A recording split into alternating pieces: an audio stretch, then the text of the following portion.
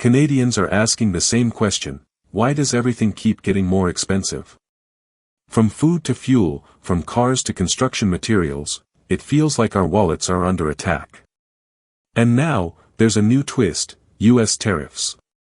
President Trump is doubling down on tariffs against Canadian goods. But here's where it gets interesting. Prime Minister Mark Carney says he has a plan not just to fight back, but to turn this crisis into Canada's opportunity. Will Carney's strategy shield Canadian families from soaring costs, or is Ottawa just buying time before the next economic storm? Tonight, we go deeper than headlines. We'll uncover what tariffs really mean for your job, your paycheck, and the future of Canada's economy. This is the story every Canadian needs to hear. To understand today's fight, we need to rewind. Canada and the U.S. have always had a complicated trade relationship. In the 1980s and 90s, NAFTA changed the game. Opening borders, integrating industries, and making North America one of the most powerful trade blocs in the world. But NAFTA also brought tension.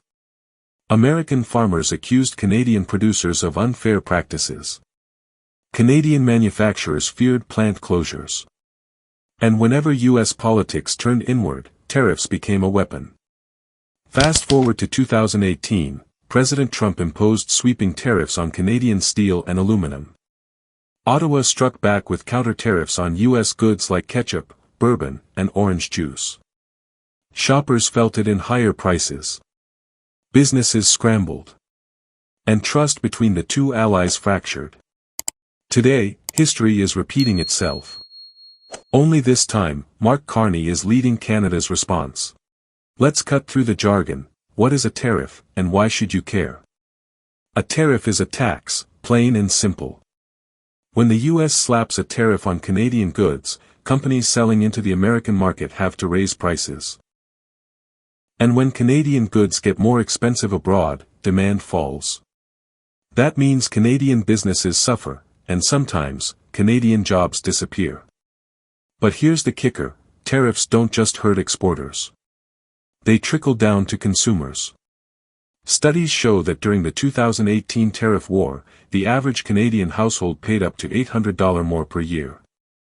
Economists now warn that if this tariff war escalates, the cost could rise to $1,200 or more per family.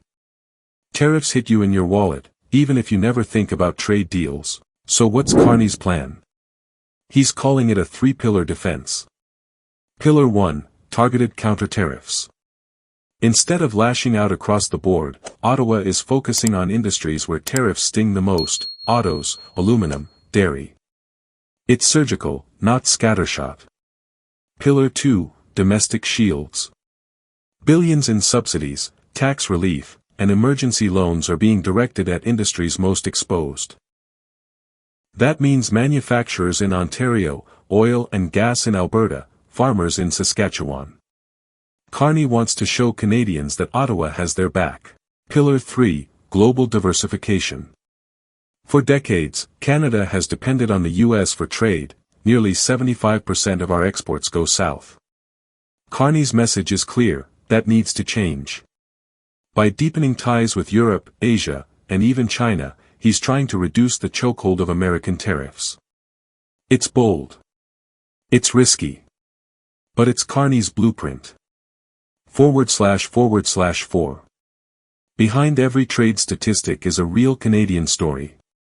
In Windsor, auto workers fear another round of layoffs if tariffs drive down demand for Canadian parts. In Alberta, oil producers warn tariffs could slash profits, just as they recover from years of downturn. In the prairies, farmers worry about losing access to their largest buyer, the U.S. market. And for everyday Canadians, rising costs are already biting. Milk, cheese, vegetables, essentials that keep climbing. One Toronto family told CBC they've cut back on meat because grocery bills soared by over $200 a month. Tariffs may sound like a political fight. But the reality is written in every Canadian's grocery receipt. To understand this tariff battle, we need to look south. Why is the U.S. hitting Canada so hard, especially now? The answer lies in American politics. Former President Donald Trump is campaigning again, and tariffs are one of his favorite tools. They send a message to his base, America first. By squeezing Canadian industries, Trump looks tough, protects U.S. farmers, and wins votes in key swing states like Michigan and Pennsylvania. But here's the reality, tariffs hurt American families too. U.S. auto plants rely on Canadian parts. American consumers rely on Canadian aluminum, lumber, and even maple syrup. Economists estimate Trump's 2018 tariff war cost the average U.S. household $414 a year. So why repeat history? Politics. Tariffs may hurt economies, but they help campaigns. And once again, Canada is caught in the crossfire. Back home, Carney's plan is dividing Parliament. The Conservatives, led by Pierre Poilievre, accuse Carney of weakness.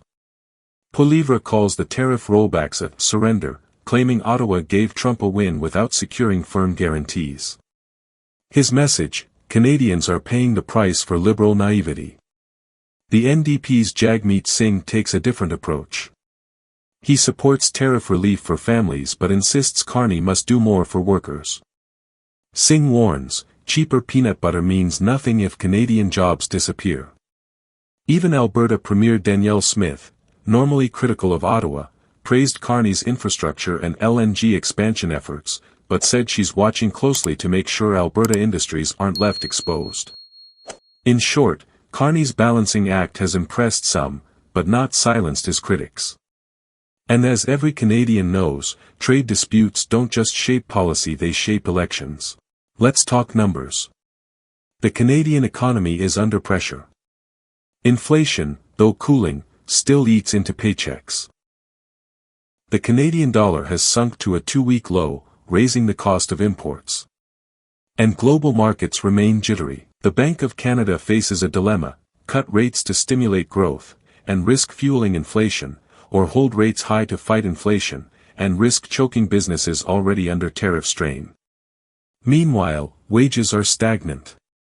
A report last month showed that nearly 50% of Canadian households are within $200 of insolvency each month. Tariffs, higher grocery costs, and housing pressures are tightening the squeeze. This isn't abstract economics. This is the real struggle Canadians face every day. //8. Canada isn't alone. Across the world, allies have wrestled with America's tariff muscle. In Europe, the EU fought back with its own retaliatory tariffs, on Harley-Davidson motorcycles, bourbon, and jeans. Japan quietly negotiated exemptions to protect its auto sector. South Korea secured special deals for steel. Each country took a different path, but the lesson is clear: surviving a U.S. tariff war requires both strength and strategy. Carney's critics argue Canada has been too cautious. Supporters counter that his slow, surgical approach may actually protect more jobs in the long run. Either way, Canada's response will define not just today's prices, but tomorrow's economy. So what happens next? Let's imagine the paths ahead. Scenario 1: Carney's gamble pays off. Canada's counter-tariffs, subsidies, and diversification begin to work. U.S. negotiators realize tariffs are backfiring, and a new trade understanding is reached. The Canadian dollar stabilizes, grocery bills ease, and industries recover. Scenario 2: the storm deepens. Tariffs escalate. Inflation creeps higher. Families pay hundreds more each month. Industries cut jobs. Canada, still dependent on the U.S. for 3/4 of its exports, struggles to find lifeboats. Which scenario will become reality? That depends not only on Carney and Trump, but on Canadians themselves, and whether we adapt, resist, or demand change. This fight is bigger than tariffs. Bigger than trade. Bigger than any single prime minister or president. It's about whether Canada can chart its own economic destiny, or remain forever at the mercy of Washington. Mark Carney calls this moment a stress test for Canada's economy. But in truth, it's a stress test for our confidence as a nation. The question is simple. Will Canada emerge stronger, buying Canadian, defending Canadian jobs, standing tall on the global stage? Or will we stumble, paying the price of dependency? For now, one thing is certain, every Canadian will feel the outcome, at the checkout line, at the gas pump, and at the ballot box. And that's why this story isn't just politics. It's personal. Because the fight for Canada's economic future is happening right now. If you want to stay ahead of the headlines, make sure to follow our channel and hit subscribe.